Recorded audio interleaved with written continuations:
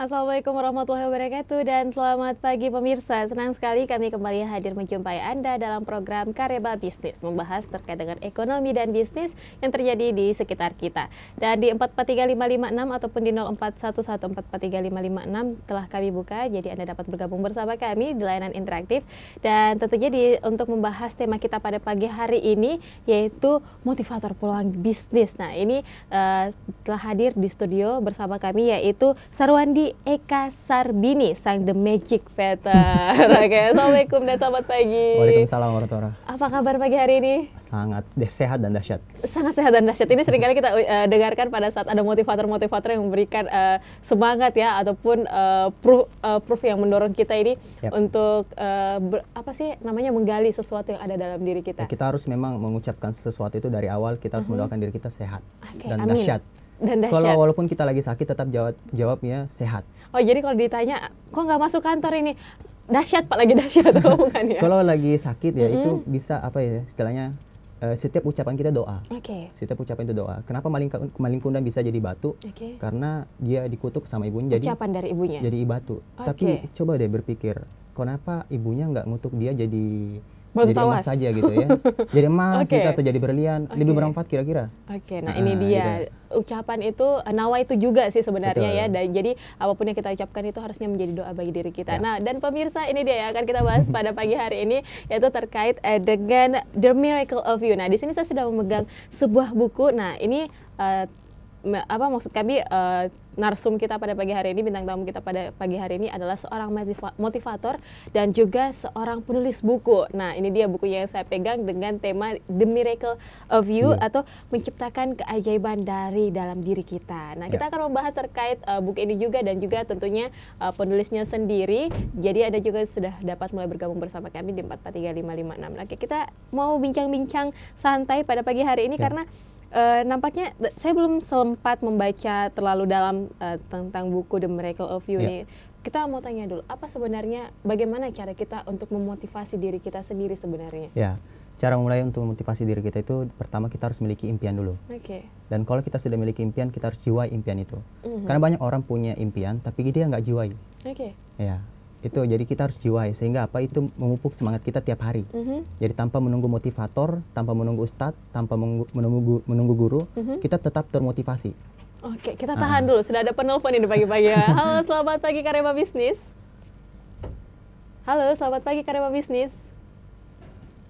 Halo, selamat pagi. Halo. Ya, Anda dapat kembali mencoba untuk bergabung bersama kami di 443556. Tidak usah malu-malu karena motivator kita pada pagi hari masih muda ya.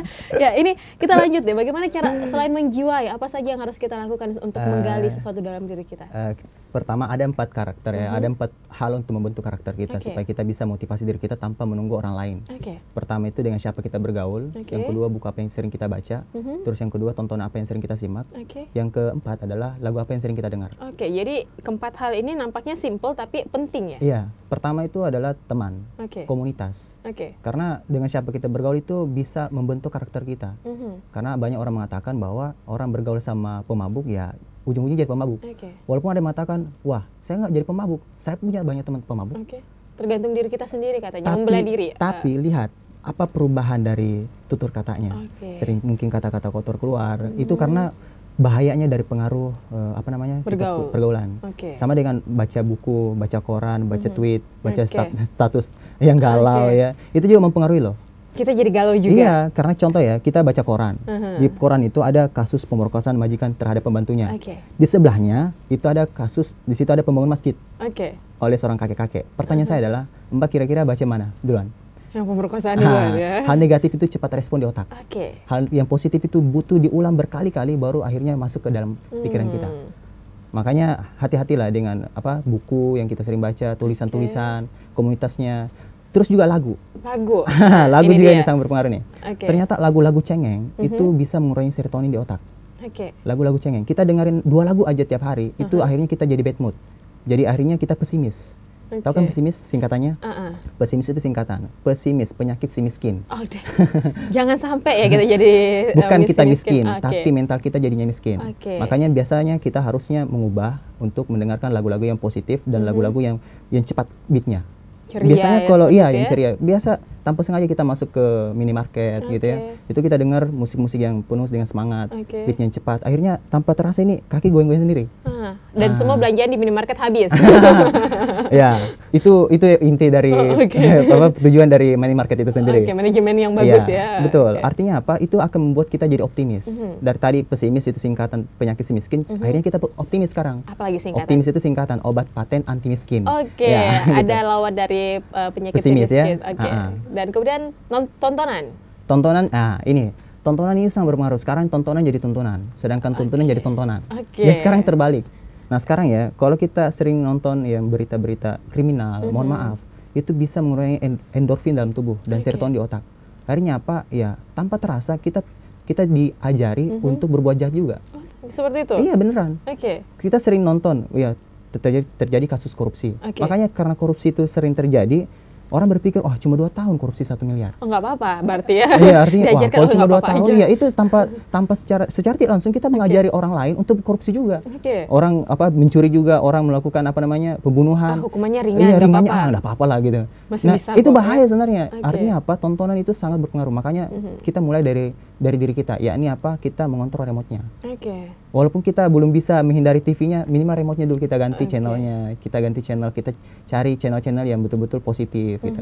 Tontonan-tontonan seperti apa yang patut untuk dinonton? Sinetron gimana? Sinetron ya, mohon maaf ya. Sinetron sekarang ini kan rata-rata mood kita jadi cengeng, jadi bad mood ya. Saya sebenarnya jarang nonton TV. Ya, waktu saya kuliah dulu itu TV di kosan dulu, itu saya sampai balikan ke kampung. Saya simpan bilang, balikin aja. Sampai di rumah sekarang itu di Jeneponto, itu di rumah itu dicabut ya. Saya bilang dicabut aja channelnya. Nggak ada lagi nonton TV. Ya, jadi kita memang harus betul-betul menggali ataupun kalau misalnya tidak bisa cukup dengan mengetahui apa sebenarnya yang bisa membangkitkan optimistis ataupun nilai-nilai positif dalam diri ya. Dan kemudian di depan saya ini sudah ada buku pemirsa yang saya sebutkan tadi adalah The Miracle of You, dan kita mau tahu apa sebenarnya isi-isi dari dalam buku ini? Iya, The Miracle of You itu saya terinspirasi, saya membaca dari banyak buku tentang keajaiban-keajaiban, dan biasa kita nggak peka terhadap keajaiban yang sebenarnya terjadi pada diri kita dan di sekitar kita. Makanya saya mengupas itu di dalam buku ini. Ya, saya kupas tuntas, dan itu alhamdulillah respon dari pembaca, dari ratusan pembaca di seluruh Indonesia, sampai buku ini juga sudah sampai ke Hong Kong, ke Cina. Dan alhamdulillah, dan buku ini banyak respon positif. Saya sudah abadikan itu di dalam blog saya, wanditata.blogspot.com. Nanti cari aja testimoninya dalam. Testimoni dari pembaca dan testimoni dari peserta seminar saya. Nah ini ada beberapa bab di sini tentunya yang kemudian dibahas ya, bukan bab mungkin ya, halaman-halaman yang kemudian membahas, ada di sini saya bacakan sejenak pemirsa. Berani gagal dan berani sukses, terus mata uang untuk membeli impian, dan juga bagaimana cara untuk menyogok malaikat Israel. Aduh, ini menarik sekali. Kita mau bahas dulu bagaimana sebenarnya untuk menyogok malaikat Israel. Emang bisa? Bisa. Bagaimana caranya? Dan itu pernah terjadi di zaman Nabi Musa. Di zaman Nabi Musa itu pernah ada seorang pedagang, dia penjual kayu bakar. Nah, penjual kayu bakar ini, dia sebenarnya mau dicabut nyawanya hari itu. Dia mau dicabut nyawanya hari itu, tapi tiba-tiba dia menyambung tali silaturahim dengan tetangga dan teman-temannya. Akhirnya apa? Tiba-tiba ditunda. Ada dalam riwayat itu ditunda 2 tahun. Ternyata silaturahmi telah memperpanjang umurnya. Dan memang Nabi pernah mengatakan dalam Islam ya, kita sebagai umat muslim, itu Nabi mengatakan, barang siapa yang ingin dipanjangkan umurnya dan dilapangkan rezekinya, hendaklah dia menyambung tali silaturahim. Hadis ini diriwayatkan oleh Bukhari, Muslim, dan Imam Ahmad. Jadi ternyata juga bagaimana cara memotivasi diri secara Islami juga ada dalam sini ya. Dan ini memang buku motivasi Islam. Ya itu dia, secara Islam, dan juga kemudian bisa memberikan motivasi positif bagi diri kita pemirsa. Dan di 443556 ataupun di 0411 443556 masih kami buka pemirsa, kami masih menanti dengan telepon Anda. Namun kita lanjutkan selepas jeda pariwara berikut ini. Tetap bersama kami di Kareba Bisnis.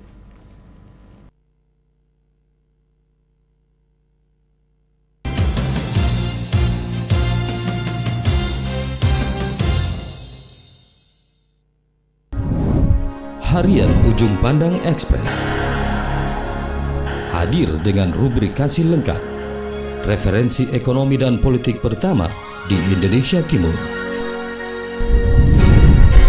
segmentasi kalangan menengah ke atas, tampil dalam nuansa yang berbeda.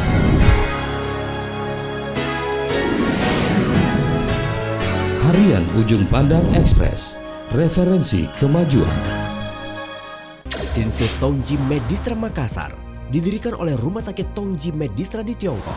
Shinsei Tongji Medistra Makassar adalah klinik ternama dengan konsultan yang berpengalaman yang telah lama menetap di Shinsei Tongji Medistra Makassar dengan memakai metode pengobatan 2+3 telah terbukti mampu membersihkan racun dalam tubuh dengan hasil cepat, memperlancar peredaran darah dan memperbaiki fungsi-fungsi organ tubuh. Metode 2+3 terbukti ampuh mengobati berbagai macam penyakit. Saat ini negara yang maju seperti Amerika, Jepang, Singapura telah mempelajari metode 2+3 ini. Metode yang baru ini dapat menghasilkan hasil yang bagus dalam waktu yang singkat, cepat dan tidak ada efek samping, dan setelah sembuh tidak mudah kambuh lagi, terutama untuk pengobatan kanker payudara, tumor, gagal ginjal, diabetes mellitus, dan penyakit nyeri lainnya. Shinsei Tongji Medistra Makassar telah berdiri selama 3 tahun dan selama 3 tahun itu pula telah mendapat banyak pujian dari pasien dan masyarakat. Shinsei Tongji Medistra Makassar mempunyai sifat membantu pasien yang sakit parah. Biaya pengobatan tidak terlalu mahal dan relatif wajar. Untuk pasien yang menderita penyakit menular, bisa mendapat obat untuk mengantisipasinya. Datang dan berobatlah ke Shinsei Tongji Medistra Makassar, Ruko Daima nomor 42, Jalan AP Petarani, Makassar.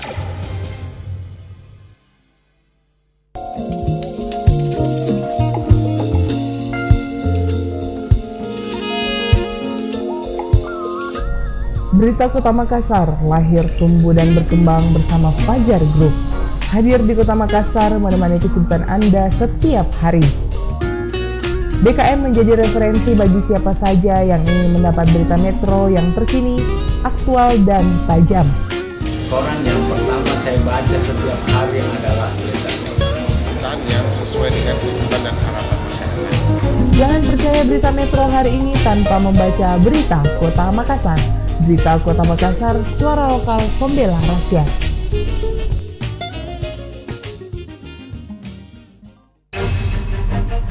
Hidup memang harus berani membakar nyali untuk hadapi rintangan.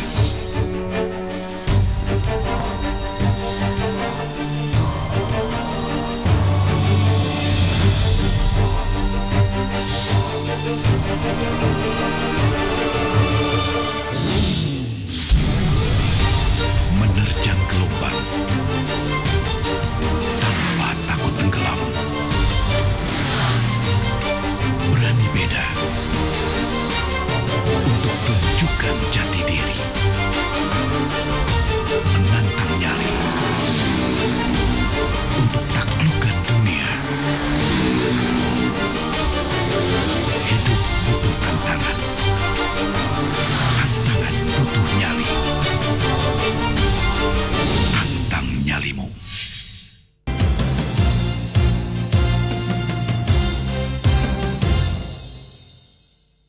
Ya, kembali lagi pemirsa di Kareba Bisnis membahas terkait dengan ekonomi dan bisnis. Kembali saya buka 443556 ataupun di 0411443556.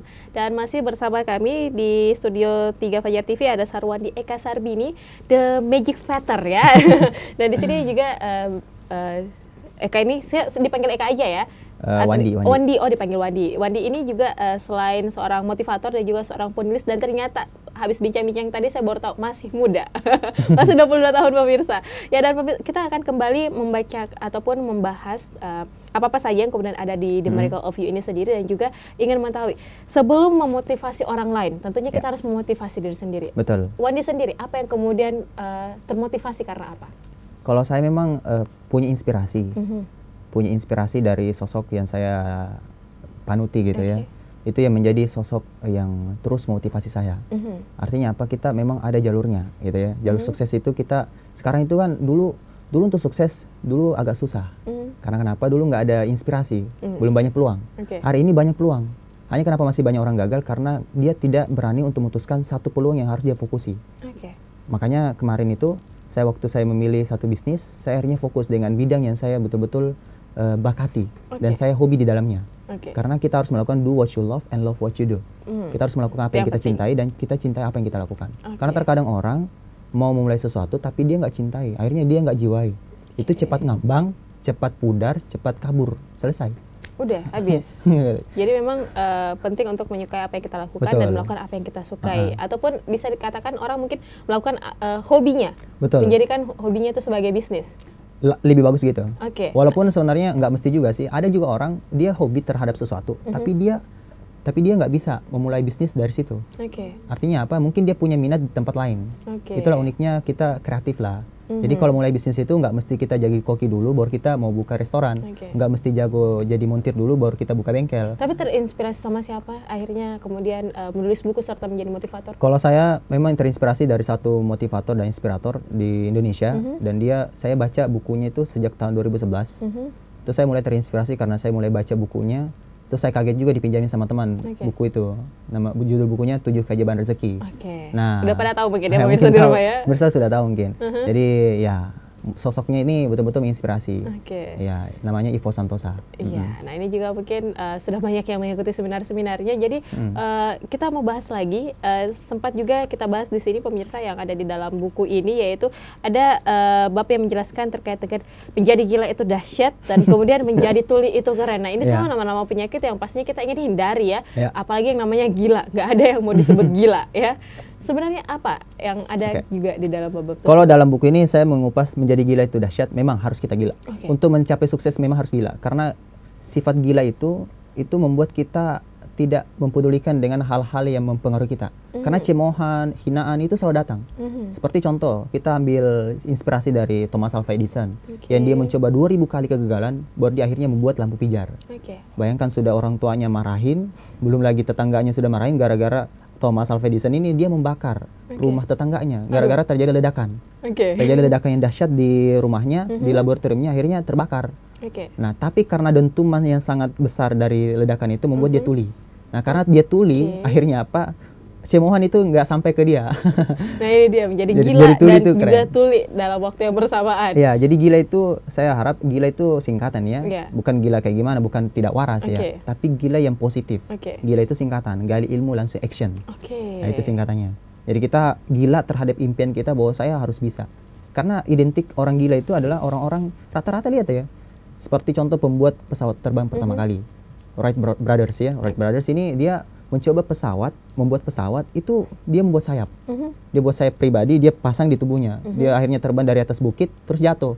Udah gila gitu ya. Hampir patah gitu ya. Tapi akhirnya dia mencoba ya, hampir mati. Akhirnya dia coba. Ditemukanlah suatu mesin dan dia buat namanya sayap di mesin itu. Akhirnya di situ ditemukan ilmu aerodinamika. Nah, disitulah pertama kali pesawat terbang ditemukan.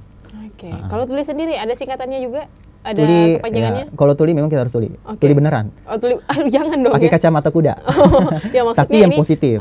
Tuli maksudnya tidak mendengarkan cemoohan-cemoohan ataupun omongan-omongan negatif terhadap apa yang kita lakukan, yang tentunya ini akan membawa dampak yang positif dan kita sukai ya, tentunya seperti itu. Dalam istilah saya itu kita harus termostat, jangan jadi termometer. Nah, termostat itu kita yang mempengaruhi orang, bukan kita yang terpengaruh. Selama ini kan kita yang terpengaruh. Akhirnya kita cepat terombang-ambing. Tapi kita juga mengetahui bahwa ada 4 sifat kan ya, selain melankoli, sanguin, sanguin, koloris dan pragmatis. Dan kalau itu memang saya banyak kupas itu. Ada juga di sini dikupas. Saya kupas itu di seminar biasanya. Di seminar-seminar biasanya, dan tentunya untuk memotivasi seseorang kan harus diketahui dulu. Nggak boleh disamaratakan. Nggak boleh disamaratakan kan, harus mengetahui yang lebih banyak mana yang kemudian mungkin kalau saya lebih banyak mungkin sanguinnya. Kalau gitu sanguin kan. itu rata-rata dia tampil. Itu orang-orang yang suka tampil, yang suka eksis, yang di Facebook selalu update status. Enggak juga sih. Ya, walaupun kita nggak update status, tapi kita selalu tampil secara offline. Walaupun bukan online. Ini on air ya? On air ya.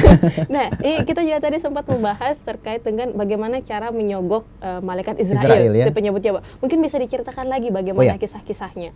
Ya, ini betul-betul terjadi secara ilmiah. Jadi, sabda Nabi ini sudah terbukti. 14 abad yang lalu itu terbukti. Ini terjadi di sebuah kota di Roseto, di Amerika. Itu masyarakat di Roseto itu umurnya panjang-panjang.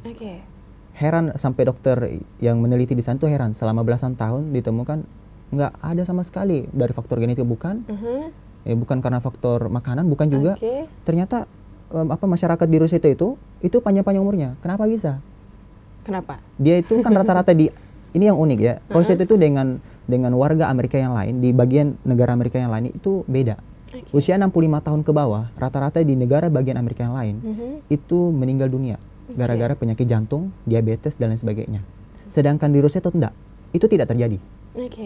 Jadi dia itu punya umur rata-rata di atas 65 tahun dan itu jarang terjadi, bahkan tidak pernah terjadi yang namanya penyakit jantung. Apa rahasianya sebenarnya?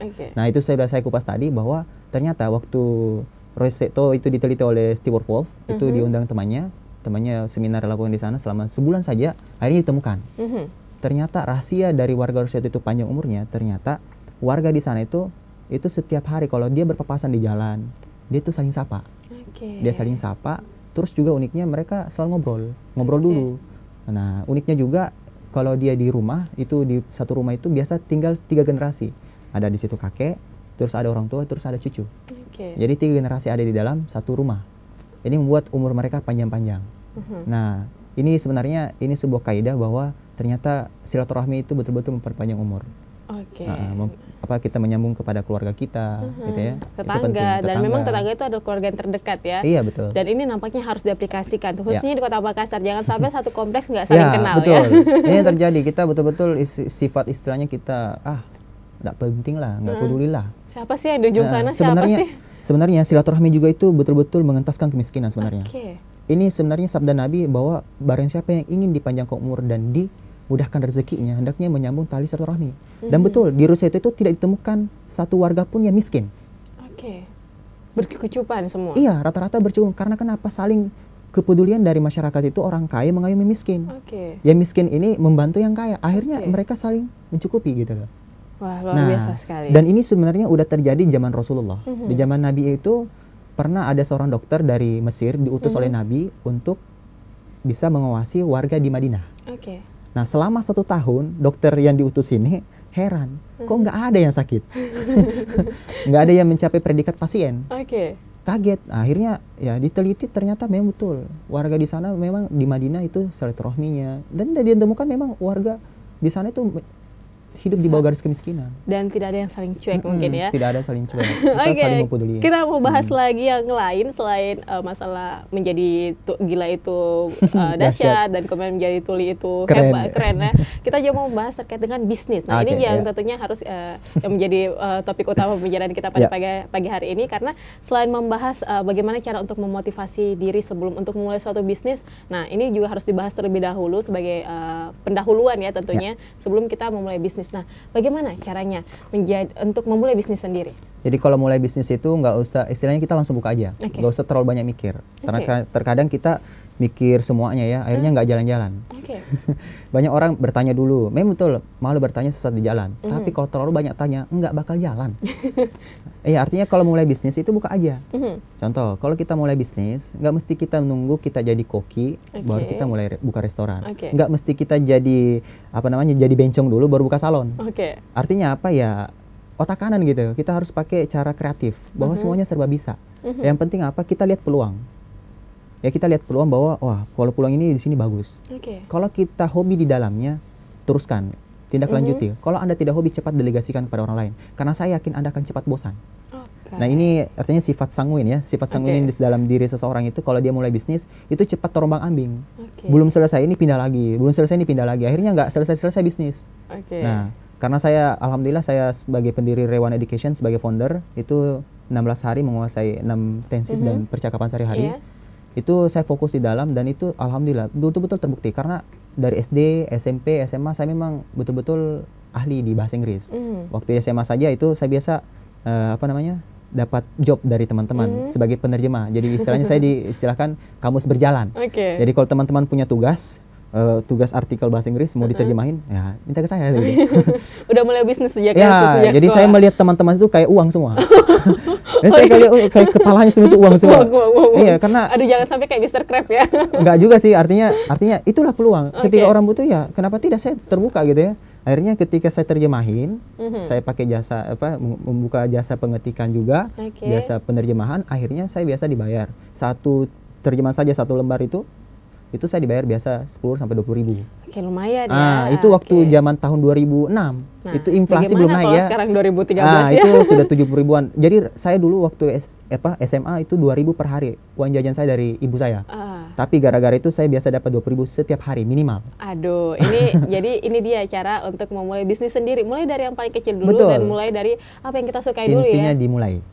Jelas dimulai. Jangan intinya dimulai. Nggak ada bisnis yang nggak dimulai ya. Iya, sebaik-baik bisnis yang dimulai, bukan yang dihitung-hitung. Banyak orang mulai bisnis, hitung-hitung dulu. Pas dihitung rugi. Ini saya heran, belum dibuka sudah rugi. Oke. Oh gitu ya? Iya, ini saya bilang banyak orang nanti rugi. Emang pernah untung? Banyak orang nanti saya gagal. Emang pernah sukses? Nanti saya jatuh miskin, Pak. Emang pernah kaya? Kan kayak gitu. Banyak orang yang kayak gitu, dia berpikir negatif. Harusnya ganti. Kalau sukses gimana?